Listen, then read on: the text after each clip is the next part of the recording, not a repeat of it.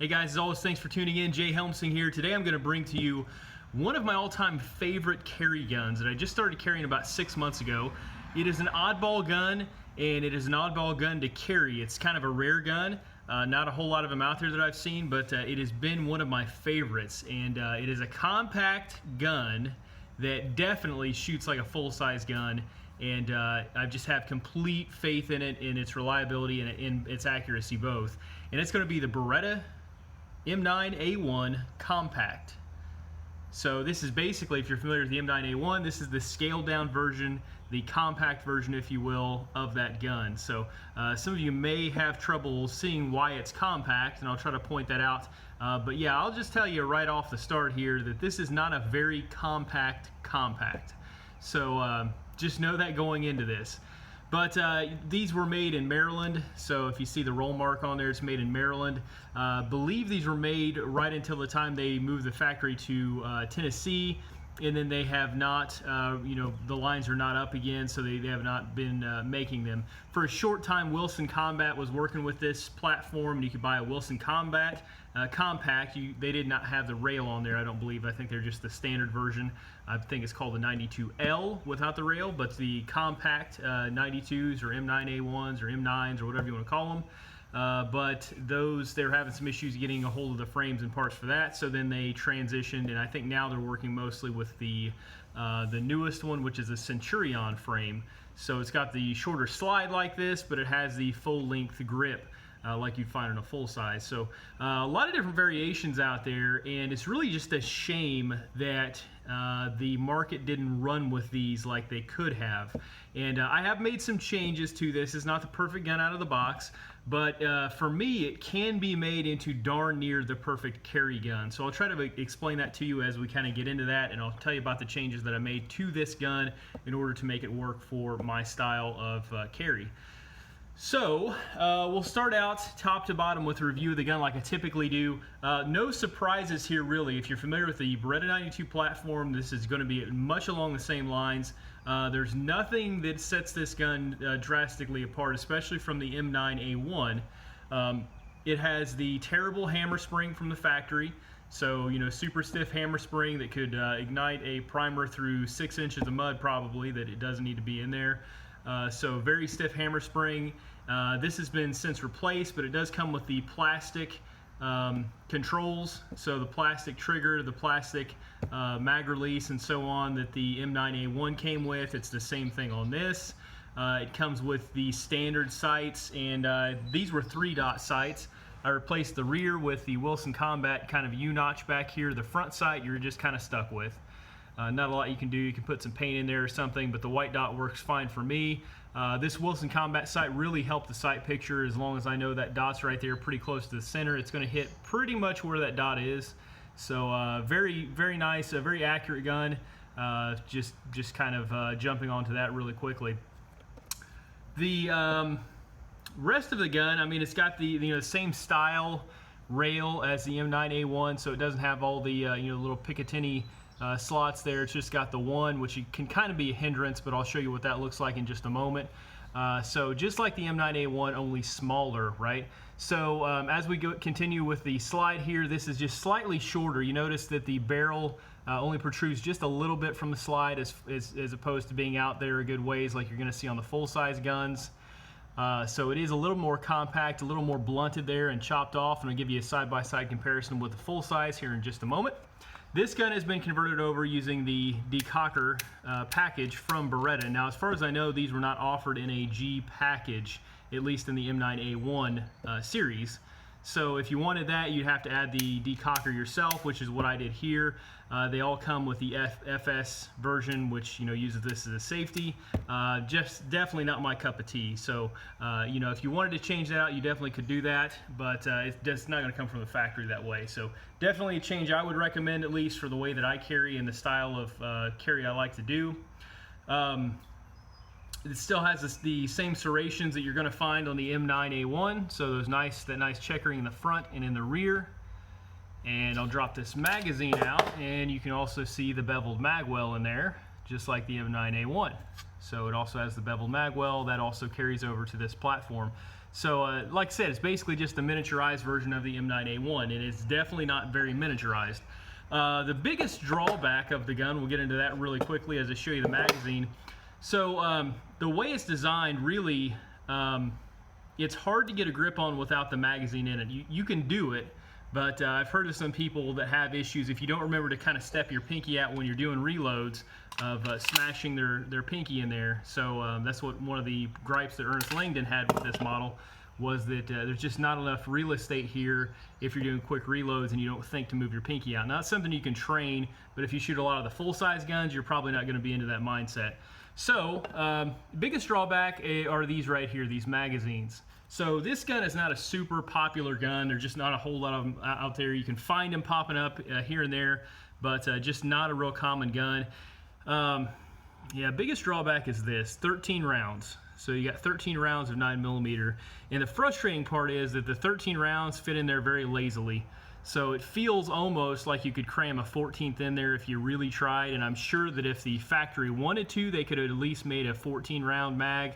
If Mech-Gar got their hands on this, they could probably make a full 15 round mag at this size, but they haven't. There's just not enough demand yet. So just know going in that the biggest restriction that I see is the 13 round capacity plus one in the chamber.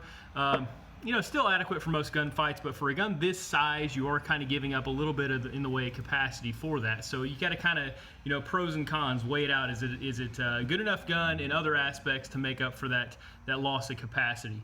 While we're on the topic, I will show you the standard 15 round or 17 round magazines will fit, as well as the 18 round Mech-Gar magazines. Those will fit in there no problem. So you can feed the larger magazines in this frame. And I happen to have a X-grip here that goes on some of these full-size mags. It doesn't go on the Mech-Gar ones, but it will go on the factory Beretta mags. And it helps it fit in there, just perfectly fills that gap in. So you have a nice, almost like a Centurion frame now, because it's made to fit with that full-size magazine in there. So that's also an option if you're wanting the flexibility of being able to either choose between the 13 round with just a little pinky pad, or if you wanted to use a 15 round like the Centurion models do, and still have that same slide profile. You have the flexibility to do that with this platform with the right aftermarket parts. So something else to think about. And I will show you those comparisons here in just a moment. We'll talk about grips next. They are just the standard grips. These are not it. These are some G10 grips that I got. These are Hogue grips that I got and put on there because these are more grippy than the plastic ones that it came with. And I will say it's got a very chunky profile. So as we continue on, we'll kind of round out this frame next, and then I'll talk about ergonomics. So I'll show you guys, basically your levers, all your controls are going to be in the same spot as any other Beretta, especially the M9A1. And they're just very intuitive, especially for me. I just have never had any issues operating the controls on a Beretta. They just all seem to be in the right place.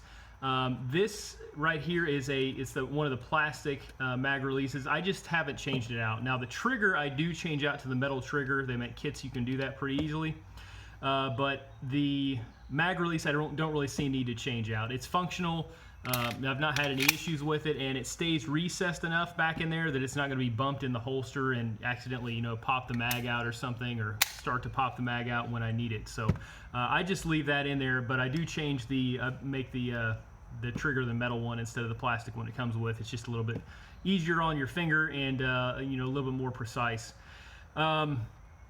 Other than that, I did put the D-spring in this. The D-springs will work in these, so if you have a Beretta D-spring, or you can find them for just a few bucks out there anywhere, they will work in this gun, and they go in there no problem. Now they will have a little more tension because the area in here is just a little bit shorter than your normal Berettas are, so they are going to be just a little bit stiffer than a full size with a D-spring, but not really enough to notice. So it's probably still the same poundage, it just feels a little bit heavier in this shorter, more truncated grip here.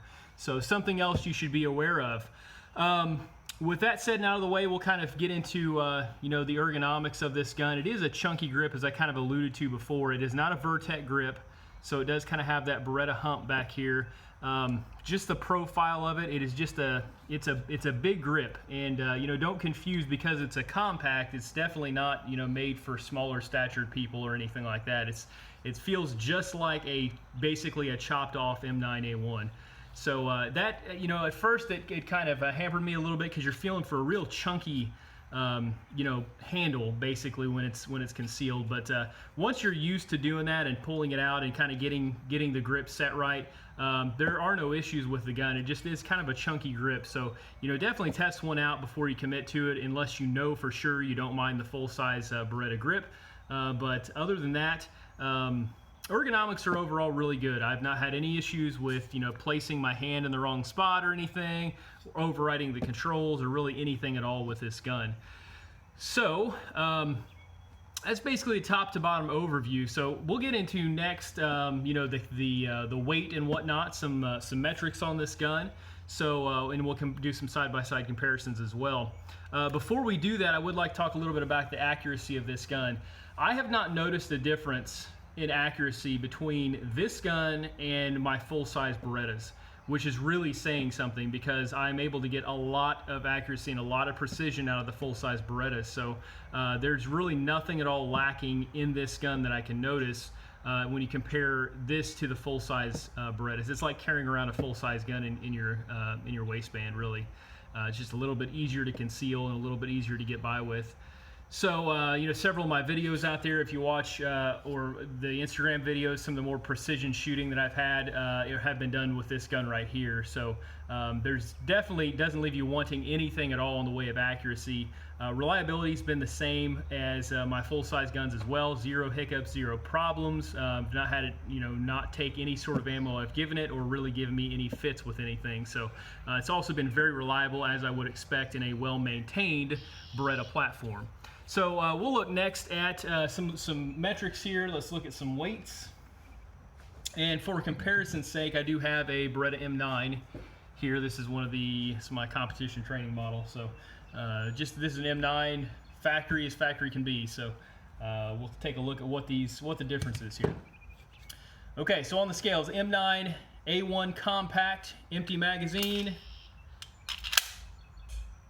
We're going to clock it in at 2 pounds 1 ounce.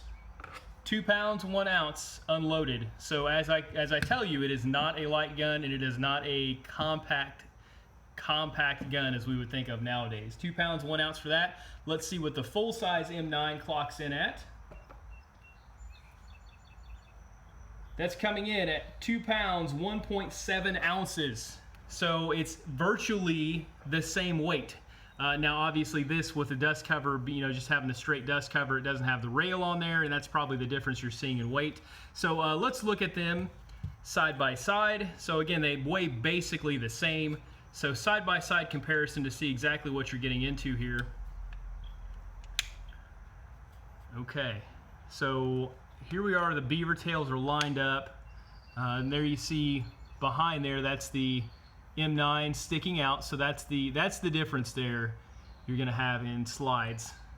Okay, that's your difference in slides. The width is identical, it's the same exact width, so it's just the slide is a little bit shorter, the barrel's a little bit shorter, and also down here you're gonna have a little bit of a difference. So as you guys can see, there's just not a lot to talk about there. Get these lined up again real close. So just not a lot to talk about. I mean, we're, you know, especially with the way this compact slants down here. So in the front, there's not really much at all difference, and then in the rear, you got a little bit of difference, but not a whole lot. So Berettas typically have a short handle anyway. So this is the full size, and if you look, I really don't have a whole lot of wiggle room. You know, I pretty much fill the whole thing up with my hand anyway. So with these compacts, they shaved off just a little bit, probably just enough for most people to get their 3 fingers on there, and that was it. And there's just not a whole lot of difference between the two of them. So, you know, another possible drawback is you know, that there, if you really dedicated yourself, I don't think you'd have any issue carrying a full-size Beretta if that's the gun you wanted to carry. You're just, you know, not really saving any weight here. You're basically just saving maybe an inch or so on the muzzle end, which I know can get annoying depending on how you carry, but you know, just something for you guys to chew on. Is it the gun for you? I don't know. I really like mine. I really like carrying mine, and I have a lot of confidence in it, so that's why I carry mine.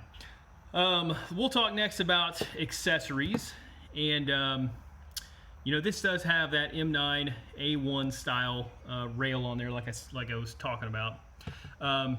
This gun is ridiculously accurate, to the point where you can pretty much, you know, call your shots, put it on target, squeeze the trigger, and know for sure you're going to hit where your sights were when you last looked. Definitely beyond, you know, combat accurate or anything like that. And this is not a Wilson gun or anything. There's nothing special. This is out of the box with just a couple add-ons thrown into it. You know, with that said, the accuracy being as good as it is, the recoil is very, very minimal, and follow-up shots are quick and easy to make with this gun. It points very well, points very naturally. However, if you're not used to a Beretta, they have a very light front end, a very light nose area, because this slide is open, and that's where you get the bulk of your weight on a lot of these guns, because your slide's steel, your frame itself is aluminum, so even though this is kind of blocky and chunky, you're not adding a whole lot of weight up here. It might help a little bit, but you're not adding a whole lot of weight up here. So something magical happens when I'm adding the part that I'm about to add on there. So very, very, very good gun, fun gun to shoot, fun gun to plink with the way it is now, very concealable, at least for me, easy to draw, easy to handle, easy to point. If you make this mod that I'm adding onto it right now, as soon as I get this thing adjusted right, something magical happens. It's kind of like Frosty the Snowman, and it just kind of comes to life. And this is the most ridiculous thing. I watched Ernest Langdon for a while. I was like, why does he shoot the guns set up like that? But here's the mod, okay? I put a TLR1 down here, and it fits very nicely, by the way, on this compact gun. I'm not a big fan of huge lights on small guns, but because this is not a small gun, this fits very nicely. So I'm having a holster made for this this package right here. Now, with the added weight of this TLR1, you know, kind of grounding this front end of this gun, this is a insanely accurate and an insanely low recoil gun the way it's set up right here. I shot this just today like this, and I mean, you cannot help but smile when you shoot this gun this way. And I'd assume it's the same for all Berettas if you stick a big old honking light down there and add some weight to the front end, because of that open slide, they don't have a lot of weight over the front end. So once you weight them down, because of this barrel style, you know, the dropping block in there, the dropping locking block, the barrel not tilting at all, just kind of recoiling back just a little bit, the way it handles recoil, especially with, you know, some sort of ballast in the front, it is almost non-existent. It is like shooting a BB gun. So you know, I was just laying targets today with this gun, and just banging steel all over the place, and I was just, you know, having a hoot out there shooting it. And again, I kind of say it tongue-in-cheek, but obviously this is the way to do it. I mean, this, like, seriously, if you get nothing else from my videos, go ahead and pause this now if you have not shot a Beretta with a gigantic light on there. I'll wait. But go ahead and hit pause, go out and do that, and come back, because something magic happens. And it's almost like putting a compensator on it. So awesome setup. With this setup the way it is, which is how I'm going to end up carrying it in the future. But as of right now, I don't have the light on. I don't have a holster set up for that. I've just got a custom Kydex setup, and I just kind of stuff in my waistband like this, and I get by with the 13 round capacity and don't really think twice about it. So you can obviously carry extra full-size mags if you want. You don't need this to carry them. You know, that'd be kind of bulky to carry. You can just kind of jam these in your waistband with some holsters or whatnot and have those on tap. So in the event that you need, you know, a reload, you can just kind of shuck these out, run them in there, and go back to town. So some things to think about, okay? So one last comparison I will make, and this just goes to show you now, the SIG Compact. This is my issued compact off-duty carry gun. We're not obligated to carry them, but we are issued them just in case we want to. This is a little bit on the large side for some of your compact 9mm guns. You know, it's got a few millimeters here and there on like a Beretta or a Glock 19 or something like that. But I'll just kind of show you side by side what we're looking at here with a traditional compact gun that holds 15 rounds of 9mm. Okay, so if we look, obviously the striker guns are going to be more blocky. They don't have this beautiful Italian sculpted supermodel look to them. But, you know, if you can see the difference here, I should have put maybe the smaller one in the front. But there's the length difference, and this, like I say, this one's a pretty large compact striker gun. So down there at the bottom, we're pretty much the same. I believe we're a little bit longer here on this Beretta, but the Beretta, again, only holding 13 rounds. So, you know, and then obviously you're going to have your weight issues here. So we had 2 pounds on the Beretta, and as soon as this zeroes out, we're looking at 1 pound, 10.5 ounces or so with the compact SIG 320. So, you know, just some food for thought, some things to chew on. Obviously, I'm not saying this is the best gun for everybody, but man, it is a shooter, and it's been nothing but reliable. And I've always said that a well-maintained Beretta is going to be a very, very reliable hand. There's just not too much you can go wrong with them.